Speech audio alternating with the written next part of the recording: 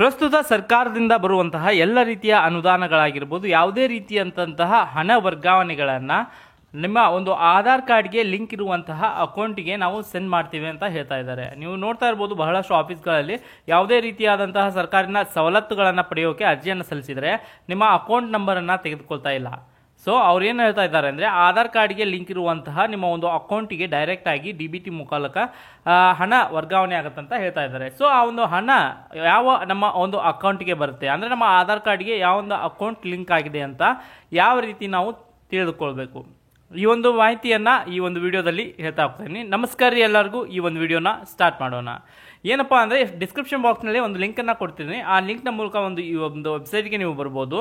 ಬಂದಾದಮೇಲೆ ಇಲ್ಲಿ ನಿಮ್ಮ ಒಂದು ಆಧಾರ್ ಕಾರ್ಡ್ ನಂಬರ್ನ ಎಂಟರ್ ಮಾಡಿ, ಕ್ಯಾಪ್ಚಾನ ಎಂಟರ್ ಮಾಡಿ, ಸೆಂಡ್ OTP ಅಂತ ಕ್ಲಿಕ್ ಮಾಡಬೇಕಾಗುತ್ತೆ. ಈ ರೀತಿ ಸೆಂಡ್ OTP ಅಂತ ಕ್ಲಿಕ್ ಮಾಡಿದ ಮೇಲೆ ನಿಮ್ಮ ಒಂದು ಮೊಬೈಲ್ ನಂಬರಿಗೆ ಒಂದು OTP ಬರುತ್ತೆ. ಆ OTPನ ಇಲ್ಲಿ ಎಂಟರ್ ಮಾಡಿ ಲಾಗಿನ್ ಅಂತ ಕ್ಲಿಕ್ ಮಾಡಬೇಕಾಗತ್ತೆ.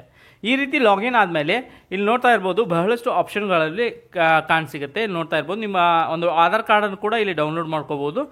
ಇಲ್ಲಿ ಯಾವ ಆಪ್ಷನ್ ಅಂದರೆ ಬ್ಯಾಂಕ್ ಸೀಡಿಂಗ್ ಸ್ಟೇಟಸ್ ಅಂತ ಇದೆ, ನೋಡ್ತಾ ಇರ್ಬೋದು. ಇದ್ರ ಮೇಲೆ ಕ್ಲಿಕ್ ಮಾಡಿದರೆ ನಿಮ್ಮ ಒಂದು ಆಧಾರ್ ಕಾರ್ಡಿನೊಂದಿಗೆ ಯಾವ ಒಂದು ಅಕೌಂಟ್, ನಿಮ್ಮ ಒಂದು ಯಾವ ಬ್ಯಾಂಕ್ ಅಕೌಂಟ್ ಲಿಂಕ್ ಆಗಿದೆ ಅಂತ ಇಲ್ಲಿ ಮಾಹಿತಿ ನಿಮಗೆ ತಿಳಿದುಕೊಳ್ಬೋದು.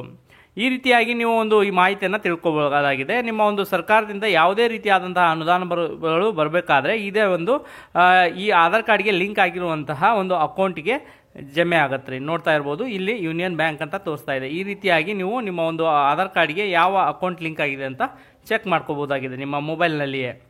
ನಾ ಕೊಟ್ಟಿರುವಂಥ ಮಾಹಿತಿ ನಿಮಗೆ ಇಷ್ಟ ಆಗಿದೆ ಅನ್ಕೊಂತೀರಿ. ಇದೇ ರೀತಿ ಹೆಚ್ಚಿನ ಮಾಹಿತಿಗಳನ್ನು ತಿಳಿಯೋಕೆ ನಮ್ಮ ಒಂದು ಯೂಟ್ಯೂಬ್ ಚಾನಲ್ನ ಸಬ್ಸ್ಕ್ರೈಬ್ ಮಾಡಿ, ಅದೇ ರೀತಿ ಬೆಲ್ ಬಟನ್ನ ಒತ್ತಿ. ನಮಸ್ಕಾರಗಳು.